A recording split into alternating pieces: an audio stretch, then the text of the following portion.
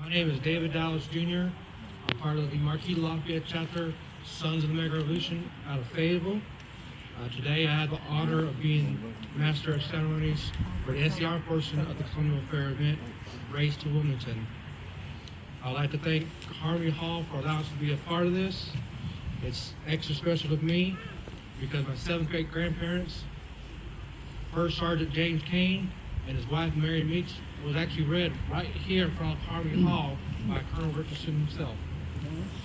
I would like to call for John Elliott, Color Guard Commander, to present the colors. Color Guard, attention. Carry colors. Color Guard, forward, mark.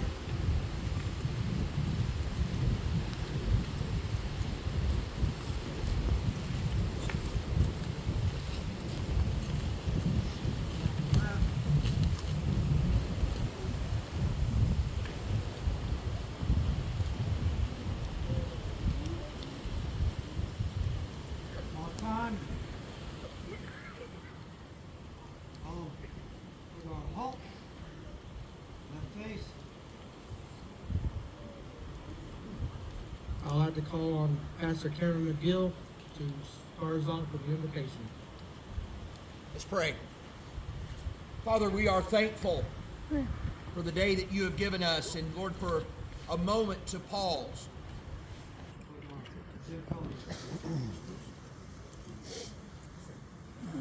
Please join me in the Pledge of Allegiance.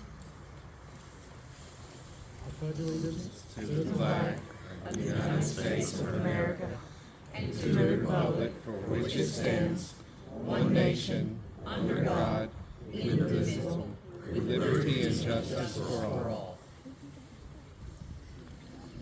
Please join me in the SR Pledge. It is on the program if you wish to join us. We, the descendants of the heroes of the American Revolution, who by their sacrifices established the United States of America, reaffirm our faith in the principles of liberty and our constitutional republic, and solemnly pledge ourselves to defend them against every foe. I got quarter colors.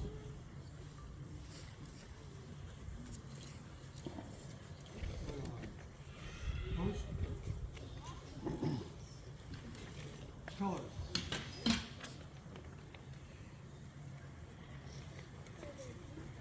Right face. Forward, mark.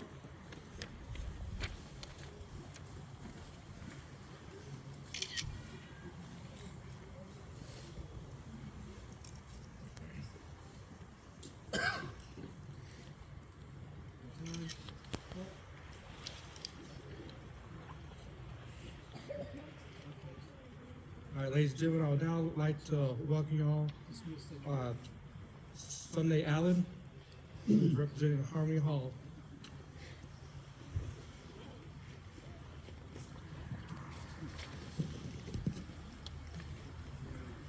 Thank you for coming to celebrate with us today. It feels like it has been a lifetime coming to get us back to this point. Thank you for supporting Harmony Hall.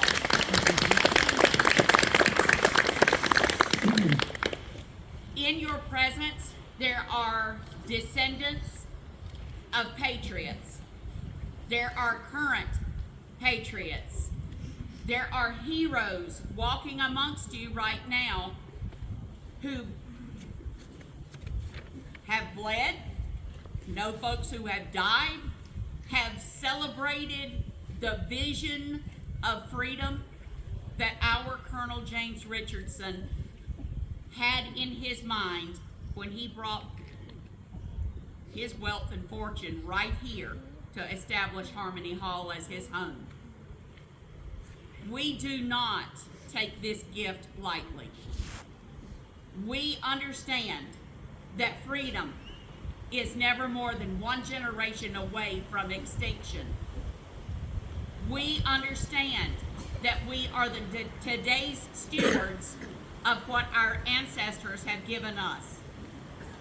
I celebrate the fact that there are children amongst us today. And I am so grateful that you are giving them a chance to learn why we are who we are today. 250 years seems like a drop in the bucket compared to other nations on the world's surface. But to us, it's everything. Thank you for being here to celebrate it today with us at Harmony Hall. We have things all over the property. There are vendors in the big general store up front, the Harmony Hall General Store. There are vendors all the way down. There are vendors here. I encourage you, please, please, please. I can't wait to hear all the tales. It's been 100 years, it feels like, since I walked in Harmony Hall. Well, let that not be past today. Walk through. It is restaged, it is furnished, it is almost back to right. Thank you for supporting us. Thank you. Oh, yeah, definitely. And I have the honor of introducing to you, the public, the Marquis Lafayette Chapter newest president, Chris Atkins.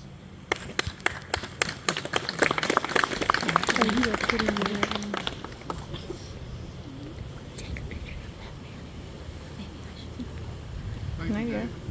Good afternoon, everyone. On behalf of the Marquis de Lafayette chapter of the Fayetteville, North Carolina Sons of the American Revolution, it is my honor to welcome you all to Harmony Hall. This home, built by Colonel James Richardson on the banks of the Cape Fear, is one of the most treasured historic sites in White Oak and Bladen County, and a place where the stories of our past still echo through the grounds around us. We gather here today not only to appreciate the beauty and preservation of this remarkable home, but to recognize the generations of people whose lives, labor, and legacy shaped the region. Sites like Harmony Hall remind us that history is not something distant or forgotten. It is alive, standing before us and carried forward by each of us who chooses to remember. Thank you for being here, for supporting historical preservation, and for helping keep the heritage of our community vibrant and meaningful. We are grateful for your presence, your curiosity, and commitment to honoring the past. We hope you enjoy today's program, explore freely, ask questions, and take in the spirit of this extraordinary place. Once again, welcome to Harmony Hall, and thank you for joining us.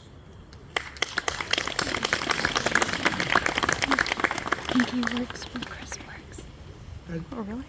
As you may know, the past couple of years, we've been helping preserve and promote Bladen County's history, and y'all's love has increased tremendously. And with the crowd we were expecting, we knew we could not do this on our own, so we called among several other Sons of American Revolution chapters to help us make this as big as possible. I would like to now call Ray Connor, the chapter VP for Lumber River Chapter out of Lumberton.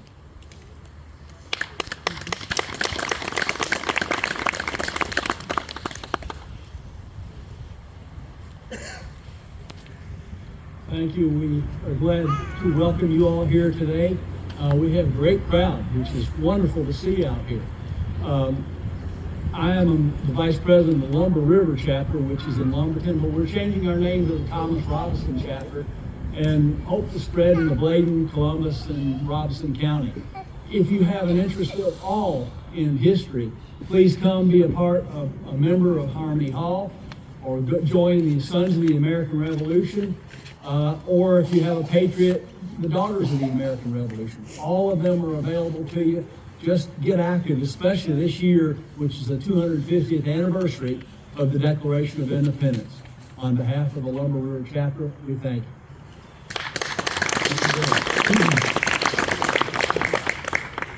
On your program, it says Bob Ainsley for New Bern Chapter President, a past president, if he cannot make it. So in his place, bringing greetings to the New Bern Chapter will be Scott Brick, their color guard and musket team commander.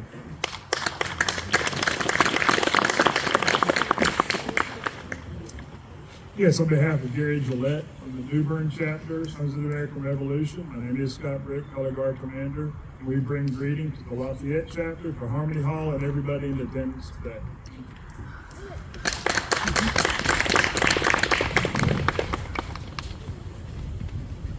I now call on County Board of Commissioners Chairman Cameron McGill to give us Bladen County's proclamation.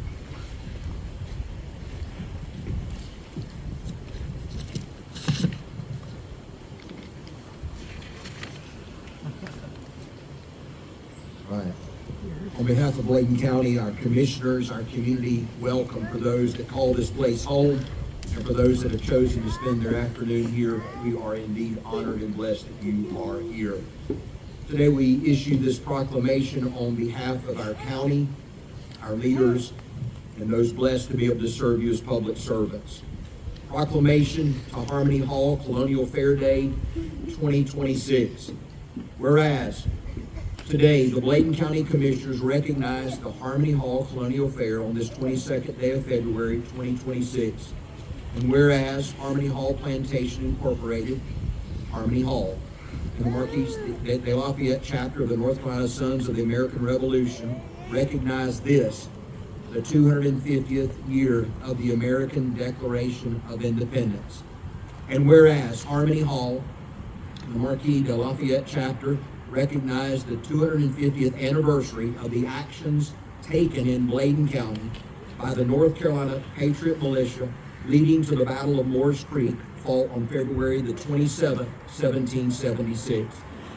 And whereas Harmony Hall and the Marquis de Lafayette chapter recognize all of the families whose relatives fought in the American Revolution as either patriots of the American cause or as loyalists to the King of England.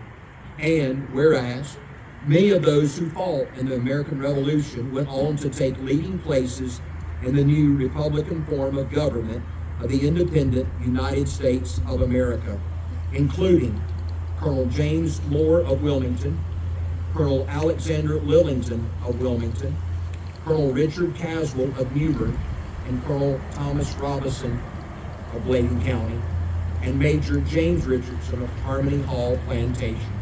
Whereas Harmony Hall Plantation Incorporated operates on principles of honoring the past, educating the present, and building a foundation for the future through preservation, interpretation, community engagement, and accessibility. And whereas the North Carolina Society of the Sons of the American Revolution is dedicated to promoting patriotism and preserving American history and educating future generations about the founding principles of the United States.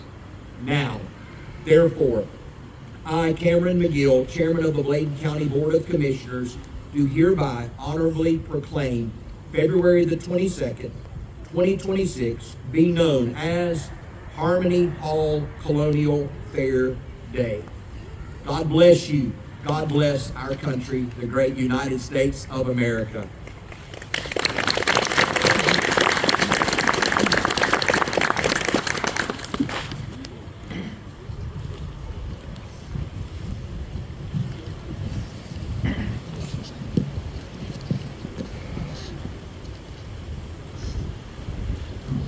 Before I call on Gray to come up for today's presentation, while he's giving his presentation, I want y'all to think as if y'all were back in 1776, and maybe not one of the ones who decided to pick up a rifle on behalf of the Patriots or the Loyalists, but maybe somebody was on the sidelines of watching these marches come through your home county.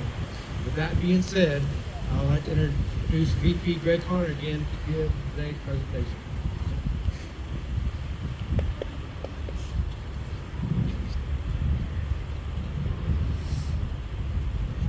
Good afternoon. Welcome to Harmony Hall. In 5 days, North Carolina will be celebrating the 250th anniversary of the Battle of Moores Creek. This was the first battle in North Carolina during the American Revolution in North Carolina. 2026 is also the 250th anniversary of the Declaration of Independence. Today, here at Harmony Hall, we're telling a story about what happened just before and just after the Battle of Moores Creek and the reason that the battle was fought. This is about the race to stop a British invasion of North Carolina. But you didn't know that. For over 10 years, the British Parliament had forced a whole series of legislative acts on the colonies, including some you've heard of: the Sugar Act, the Tea Act, the Stamp Act, and many others. The American colony, they were fed up, especially New England. They had been hit hard by those particular acts. The Battle of Lexington and Concord, the Battle of Bunker Hill, were fought just outside of Boston in 1775, just a few months before what time we're talking about here. The committees of correspondence in each of the colonies was really hot with talk about gaining independence from King George and the British Parliament. Some here in Bladen County went so far as they walked or rode horses to what is now Fayetteville, but it was Cross Creek at the time, to sign the Liberty Point Resolves. That's not known of much today, but there is now a festival for that particular resolve. That was on June 20th of 1775. Bladen, Duplin, which is now also part of Sampson counties, and Pender counties, were about to be right in the middle of some vital Revolutionary War activities. The North Carolina Provincial Congress became very, very active in 1775. They had formed a Committee of Safety, which is essentially the military arm of the Provincial Congress. As a result, Governor Joshua Martin had almost no power whatsoever, and he was desperate to get back control. By July of 1775, the tensions in the colonies were so bad that Governor Martin fled from the royal palace at Tryon in New Bern and took his family to Wilmington, where he put them on a ship, and they sailed off to New York for safety. Governor Martin then boarded the HMS Cruiser, which was anchored in Wilmington at the time, and that became his capital for the next several years, and he lived on that ship in Wilmington. During that time, Governor Martin had received several messages from the Loyalists in the colony who led him to believe that he could raise thousands of men and troops to be loyal to the king. Southeastern North Carolina, most people don't realize, was a very heavy Loyalist population, mainly because of the Scottish Highlanders which came here. Governor Martin just assumed that all these Loyalists would then want to join him in defense of the king. This county, being so highly populated, started in 3 waves. The first wave of Scottish immigrants started in Bladen and Pender counties in 1736. In Scotland, it was pretty bad economic conditions, and they were trying to get away. Plus, the North Carolina governor was offering free land grants to any Scot who would come here and settle. He would give them free land. So they were coming over in droves. The second wave of Scottish immigrants came in 1746. This is just after the Battle of Culloden in Scotland. The English army soundly defeated the Scottish army, and they were fleeing from that war. Plus, again, times were desperate in Scotland, so they were moving here quite a bit. By 1776, almost 1/3 of the population in this county and in southeastern North Carolina were Scottish Highlanders. Most of the Scots were farmers, and very few of them had weapons. And if they did, it would have been a weapon like this. This is a Scottish broadsword. And this is what they fought with. And this, as you'll see in just a minute, was what they came at the Patriots at the Battle of Moores Creek, wielding only one of these.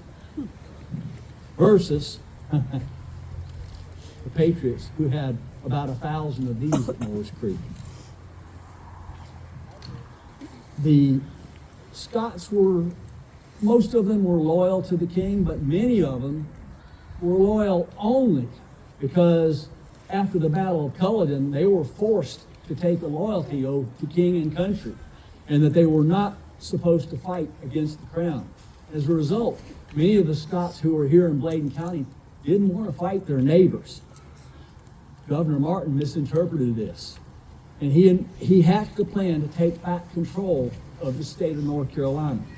He wrote to the Earl of Dartmouth, who was the Secretary of State to the colonies from the British Parliament, claiming that North Carolina was, quote, ripe in Tory sentiment, and that he could raise 5,000 troops. Well, Lord Dartmouth, he was pretty happy about that. I mean, let's face it, he was a politician. So, just like Governor Martin, so he made promises that he would send thousands of troops and the weapons and field artillery to arm the loyalist troops that were here. As soon as, sorry about that.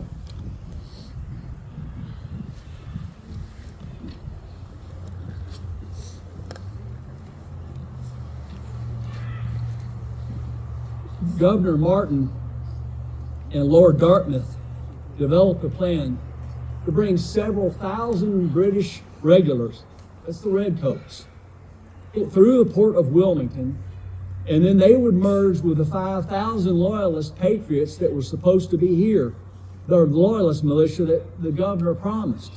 This would create a huge army of about 8,000 troops, and they were planning on marching through the middle of North Carolina to bring back control to Governor Martin.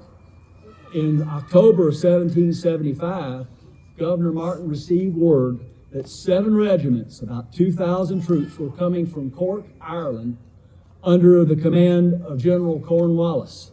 And another 4 regiments, about 1,200 troops, were coming from New York under General Clinton. They were to meet in Wilmington, and they would merge with the Loyalist Army who were in Cross Creek or Fayetteville at the time. Governor Martin appointed 2 Scottish officers to lead the Loyalist militia.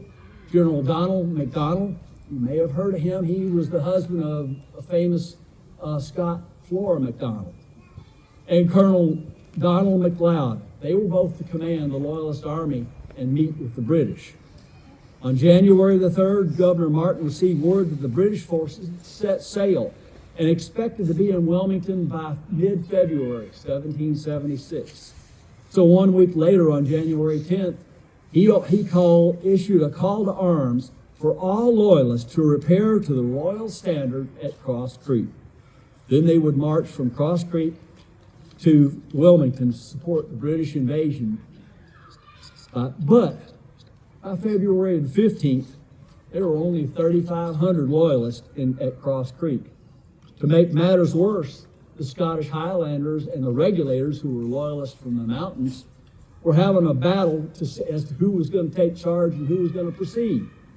At the same time, word came that Cornwallis and Clinton had been delayed on their ships by weather, and that the Patriots were gathering their own militia to come and fight them.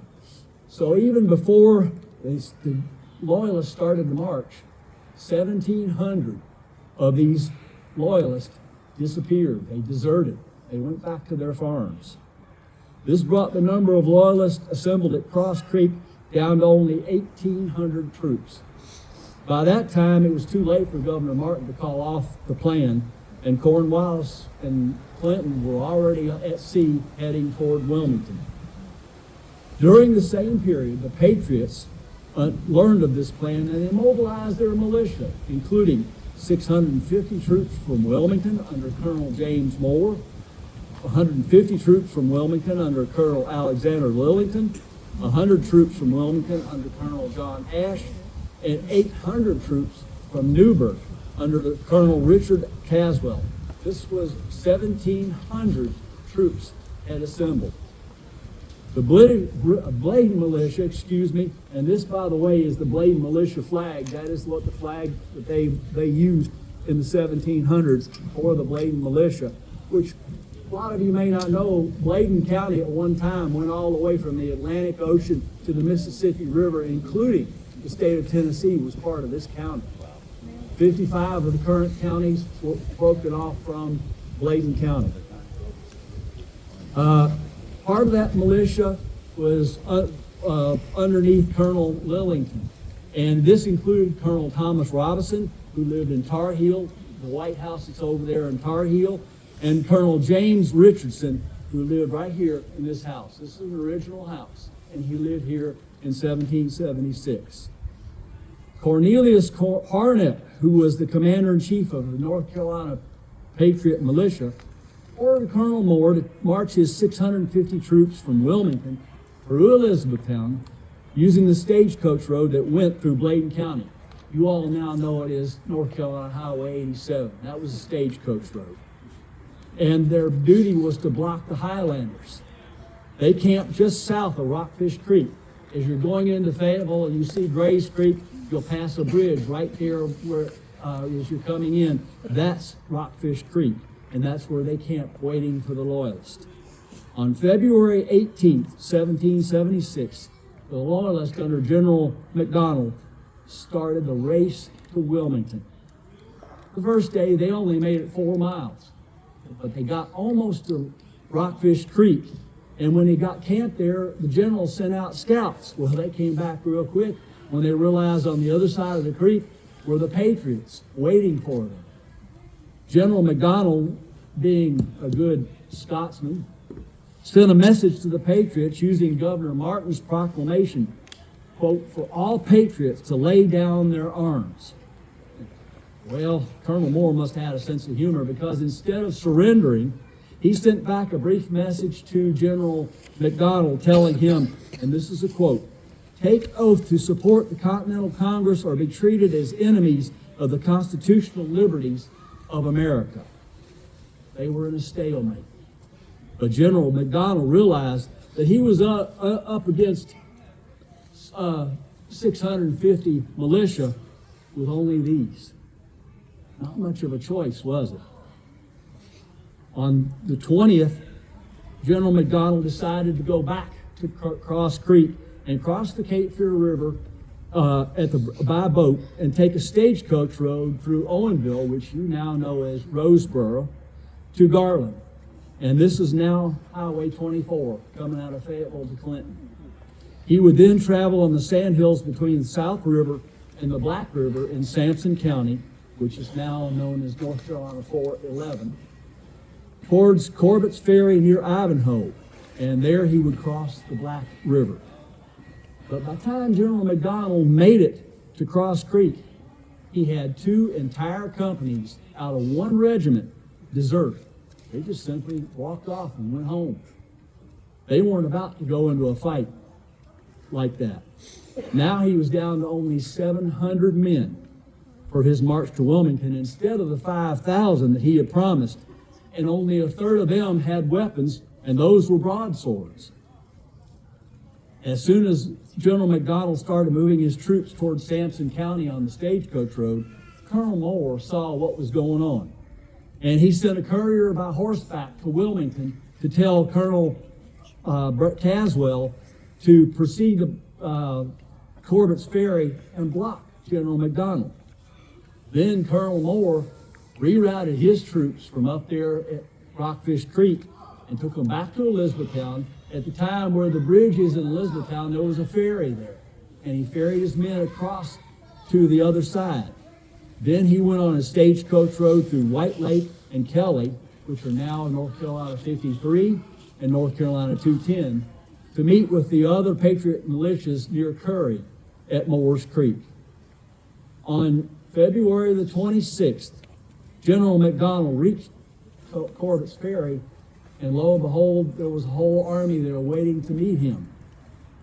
He then went upstream. He found out there was another ferry about 3 miles upstream, and went upstream and crossed that and came over behind them, going to the Widows Moore's Bridge at Moore's Creek.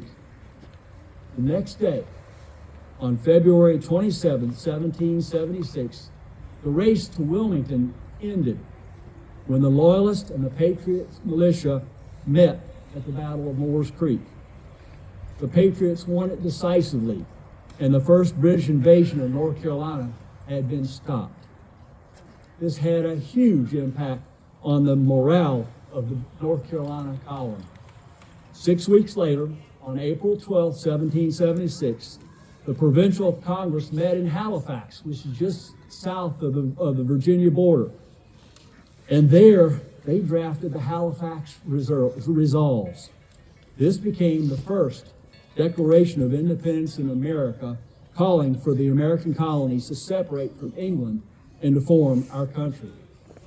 After the Battle of Moores Creek, the Loyalist support in this county in southeast North Carolina went very quiet. Then 5 years later, after the Battle of Guilford Courthouse in Greensboro, on April the 2nd, 1781, Major General Lord Charles Cornwallis marched the remains of his army, which is now down to only 1,400 men, on the Stagecoach Road from Fayetteville to Tar Heel, to Dublin, to Elizabethtown, to Wilmington, which is Highway 87. For those who live in Elizabethtown or in Dublin or Tar Heel, you had a big, huge army of redcoats marching through your town at that time. Seeing an army this large, even in those days, got their attention, and both sides got wound up. The commander of the North Carolina Loyalist militia was a fellow by the name of David Fanning. He wasn't a very nice person. He started attacking and burning Patriot houses, starting with Colonel Thomas Robinson's on the other side of the river. The one you see over there now is the rebuilt house. They burned his house to the ground. And his brother, Captain Peter Robinson, had a house several miles on this side of the river up from Harmony Hall. They burned it to the ground. And as a result, the Bladen militia decided to go into western Duplin County, which is now Sampson County, near Harrows and Ivanhoe, to reorganize. 4 months later, on August 27, 1781, the Bladen militia came back from Duplin County and made a surprise attack and routed the Loyalists in the Battle of Elizabethtown. The Loyalist support in North Carolina crumbled. 2 months after the Battle of Elizabethtown, on October the 19th, 1781, Major General Lord Charles Cornwallis surrendered his army to George Washington in Yorktown. Even though Bladen County was very rural and there were no major battles in this county and this hall right here had a very vital role in the American Revolution. I want you to think as you go through Harmony Hall today, and this again is the original building, keep in mind that the 650 soldiers that under Colonel Moore started off in Wilmington. They marched all the way up to almost to Fayetteville, turned around, marched back to E-Town, and then marched all the way to Moores Creek, which is only 10 miles from Wilmington. Folks, that's over 200 miles, and they did it in 9 days. They had no horses and wagons. They marched carrying rifles like these and everything they needed on their backs. My question to you is, do you think you could walk 200 miles in 9 days? Yeah, somebody said yes. I want to see it. There were some very tough and dedicated men.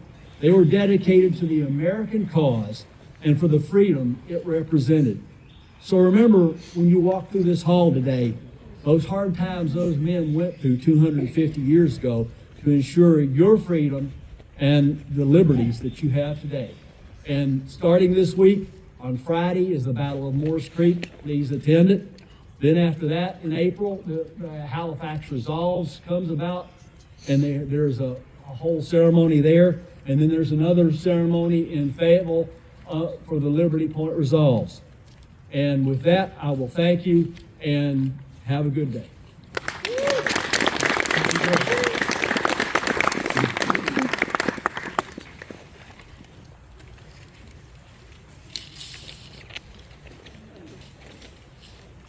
We will now move on to the honoring of the wreaths. As we do this, we are honoring Colonel Alexander Littleton, Colonel Moore, Colonel Cashwell, their men, their scouts whose names have been lost to history, who made all the movements in Bladen County possible leading up to Morris Creek. I'll now call our color guard commander to come forward.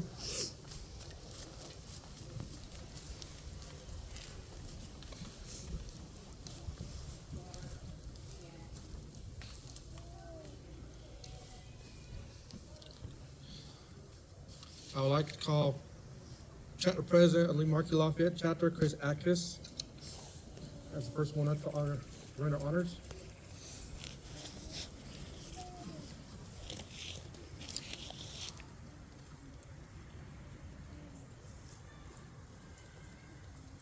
Scott Brick of the New Bern Chapter, Sons of American Revolution.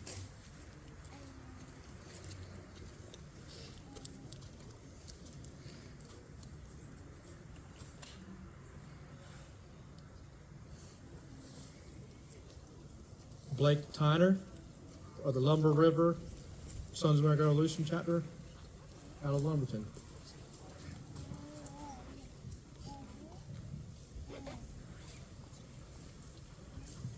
Jeannie Dallas, who's actually already up here.